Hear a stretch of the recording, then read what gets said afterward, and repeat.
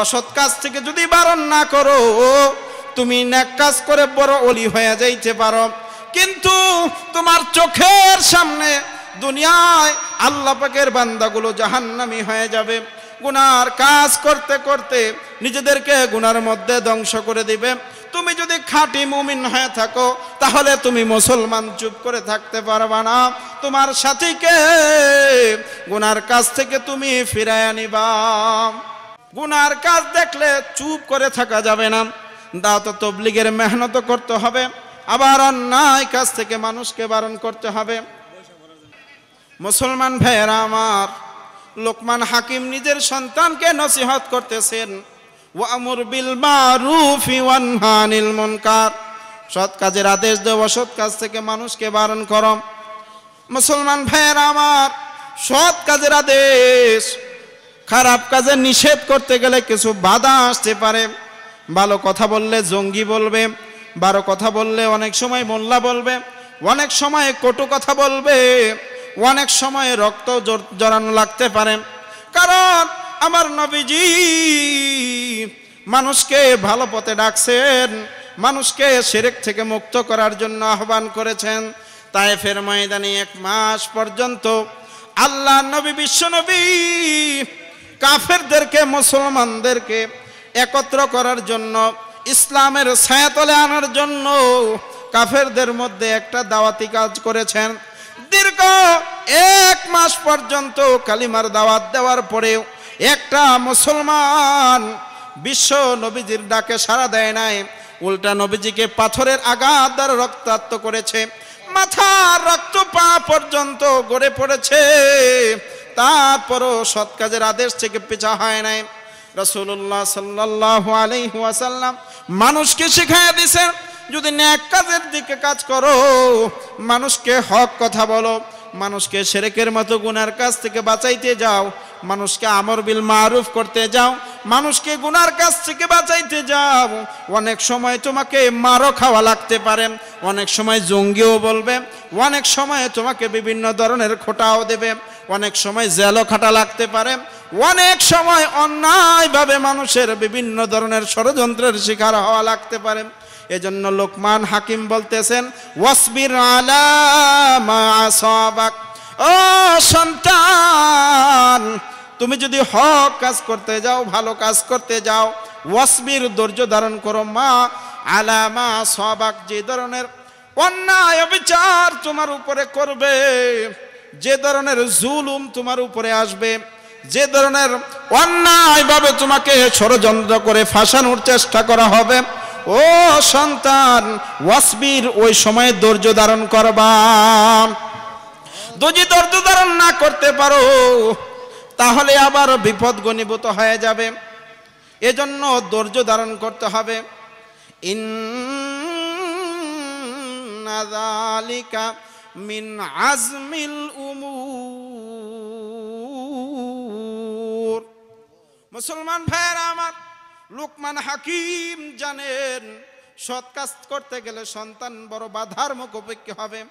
এজন্য লোকমান হাকিম সন্তানকে বলে দিতেছেন, ইন্না যালিকা মিন আজমিল উমুর, এটা বড় সংকল্পের কাজ, এটা বড় দৃঢ় সংকল্পের কাজ, এটা বড় পোক্তা কাজ।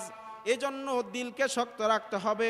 তুমি যদি সৎ কাজ করতে যাও, তুমি যদি মানুষকে হকের পথে দাওয়াত দাও, মানুষ তোমাকে গালি দেবে, অন্যায়ভাবে বিভিন্ন কথা বলবে, অনেক সময় তোমাকে অপমানিত করবে।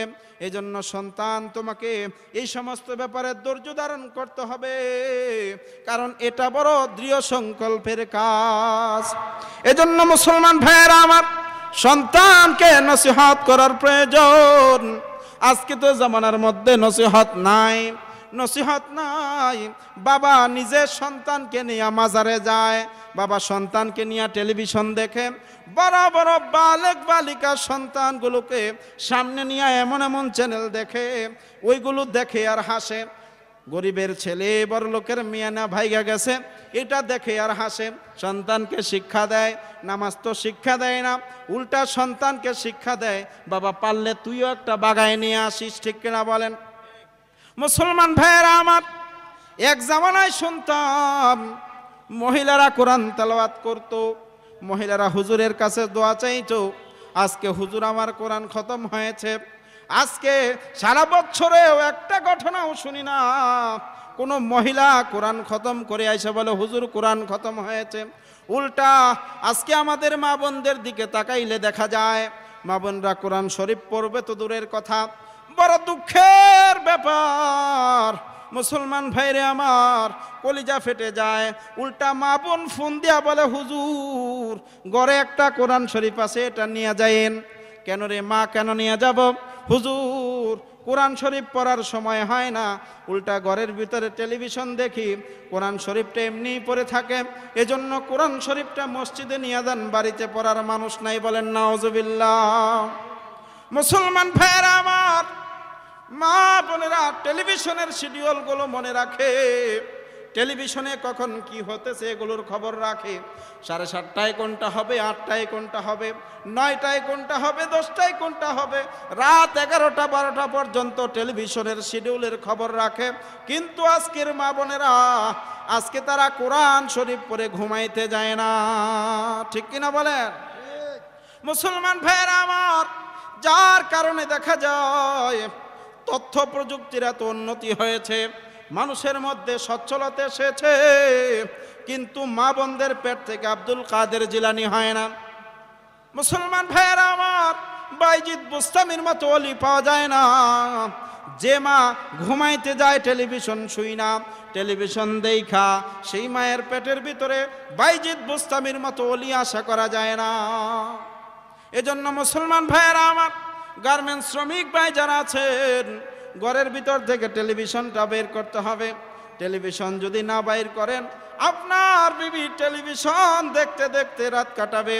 এরকমভাবে চলবে, আপনার বিবির পেটের মধ্যে যে সন্তান আসবে, খোদার কসম সে সন্তানটা কখনো হাফেজে কোরআন হতে পারবে না। যে সন্তান পেটে থাকা অবস্থায় মা কোরআন পড়বে, ওই সন্তানটা অবশ্যই দিনদার হবে। আজের সন্তান মায়ের পেটে থাকা অবস্থায় টেলিভিশনের সাউন্ড পাবে, মা দিনের পর দিন বেনামাজির মতো টেলিভিশন দেখবে, রাস্তাঘাটে বেগানা পুরুষদের সাথে চলাফেরা করবে, দিনদারি তার ভিতরে চলবে না। ওরকম একটা দায়ুস মায়ের পেট থেকে ভালো কোনো সন্তান আশা করা যায় না, ঠিক কিনা বলেন? এজন্য মুসলমান ভাইয়েরা আমার, অল্প সময়ের ভিতরে তাড়াহুড়ো করে কথা বলার চেষ্টা করেছি, কারণ যেহেতু নসিহত করার কথা বলা হয়েছে, জামানার কিছু প্রয়োজনীয় বিষয় বলার চেষ্টা করেছি। যদিও মানুষ কম, স্বল্প সময়ের ভিতরে এখানে কথা বলার সুযোগ হয়েছে, এজন্য নিজেকে উদ্দেশ্য করে এবং আপনাদেরকে উদ্দেশ্য করে কিছু কথা বলেছি। আল্লাহ পাক রব্বুল আলামিন এই কথাগুলোর মধ্যে আপনাকে আমাকে ইখলাসের সাথে আমল করার তৌফিক দান করেন, সকলে বলেন আমিন। ইনশাআল্লাহ আল্লাহ পাকের অশেষ মেহেরবানি যে আল্লাহ পাক রব্বুল আলামিন আকাশটাকে এখন একটু স্বাভাবিক করেছেন, বৃষ্টি পড়া বন্ধ হয়েছে। আল্লাহ পাকের কাছে আমরা বিশেষভাবে মাগরিবের নামাজে আমরা দোয়া করব, যাতে অন্তত পক্ষে আমাদের মাহফিলটা সুন্দরভাবে হয়, এবং যে সমস্ত ওলামা একরাম, বুজুর্গ ওলামা একরাম আসতেছেন, ডালকানগরের হজরত আসতেছেন, কুয়াকাটার হজরত আসতেছেন, তাদের মুখ থেকে আমরা অমীয় বাণী শুনব, যাতে এই মাহফিলটা সুন্দরভাবে নির্বিঘ্নে হতে পারে। এই জন্য আপনারা সবাই মন থেকে দোয়া করবেন, এবং এই মাহফিলের মাইকের সাউন্ড যতটুকু যাইতেছে আমরা সবাইকে জানাইয়া দেই যে ইনশাআল্লাহ এই মাহফিল সুন্দরভাবে হবে ইনশাআল্লাহ। আল্লাহ চাহেন তো মাহফিলের কার্যক্রম চলতেছে এবং চলবে। সবাই এই দাওয়াতটা সকলের কাছে পৌঁছিয়ে দিবেন। ওয়া আখির দাওয়ানা আনিল হামদুলিল্লাহি রাব্বিল আলামিন।